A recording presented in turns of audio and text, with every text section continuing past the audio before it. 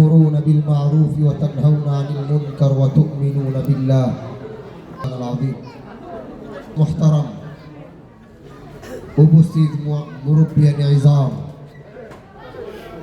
আমার কলিজার টুকরা যুবক সন্তানেরা পর্দার আড়ালে আমার সম্মানিতা মা ও বোনেরা আল্লাহ রাব্বুল জালালের দরবারে লাখো কোটি শুকরিয়া জানাই তিনি আমাদেরকে হাজারো ব্যস্ততার মধ্যেও ইসলামকে বিজয় করার জন্য দ্বীনকে বিজয় করার জন্য এই মাটিকে বিজয় করার জন্য আল্লাহ আমাদেরকে একত্রিত হওয়ার তৌফিক দিয়েছেন।